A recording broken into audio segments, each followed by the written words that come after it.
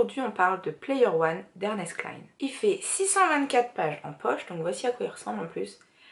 La couverture est très sympathique et en grand format il en fait 404. Ça m'a bien fait marrer en voyant ça, le 404, erreur 404, non. On est en 2044, sur Terre. La Terre c'est un endroit plein de famine, de pauvreté.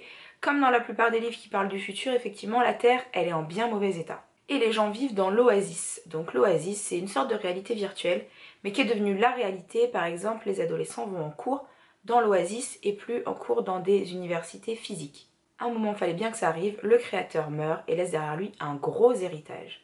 Il n'a pas de descendance, donc son but c'est de le donner à la personne qui découvrira l'œuf de Pâques cachée dans son jeu.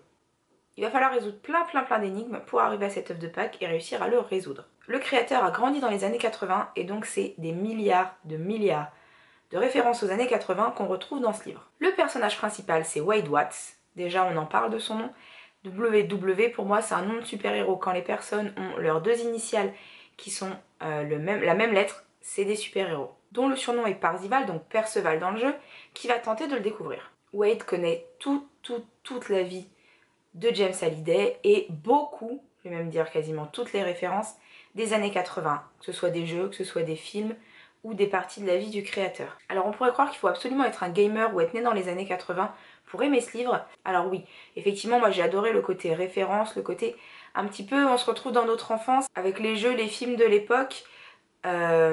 Donc ça peut être une Madeleine de Proust, mais pour ceux qui ne s'y connaissent pas, on comprend quand même le livre, il faut peut-être aller faire 2-3 recherches sur internet. J'ai noté 4-5 choses où je comprenais pas forcément très bien les références, et pour savoir ce que c'est, je suis née en 86, donc tout ce qui est du début des années 80, même si je les ai connus souvent par ma grande sœur, j'ai pas non plus toutes les cartes. Si on est né dans les années 90 ou si on n'est pas trop un gamer, on est quand même happé dans l'histoire, ça passe super vite et puis on veut connaître la quête, la fin du livre, savoir qui gagne, vu qu'il n'est pas tout seul à être un chasse-œuf, donc c'est les chasseurs de l'œuf, c'est comme ça qu'ils se font appeler. Et ce gros héritage est forcément un objet de convoitise, donc il va y avoir des méchants qui vont vouloir les tuer, voire qui vont réussir à les tuer.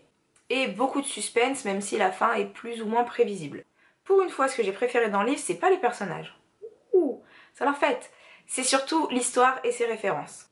J'étais pas convaincue dans les 100 premières pages, et au final, au bout de la 120e page, je dirais, je me suis laissée happer et j'ai pu décrocher, il fallait que je le finisse. Alors après, j'aime quand même beaucoup le personnage de Wade et spécial cœur pour le personnage Daesh. Non pas de Daesh, mais de Aesh, A-E-C-H. Il nous livre une belle surprise à la fin. Comme quoi sur internet, on peut cacher la personne que l'on est dans la vraie vie.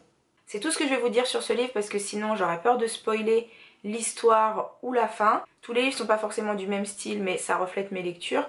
Je lis des choses assez différentes les unes des autres. Et demain on se retrouve pour ce qui est, je crois, mon coup de cœur avec Eleanor et Park de l'année. Donc je vous laisse sur ce petit teasing suspense. Et en attendant, bonne lecture. Dans la vraie vie, je n'étais qu'un ermite asocial, un geek au teint pâle, obsédé par la culture pop. Un agoraphobe qui vivait enfermé, sans véritables amis, famille, ni autres relations humaines authentiques. Je n'étais qu'une de ces âmes tristes, perdues et solitaires, qui gâchaient leur vie en la consacrant à un vulgaire jeu vidéo. Mais pas dans l'oasis.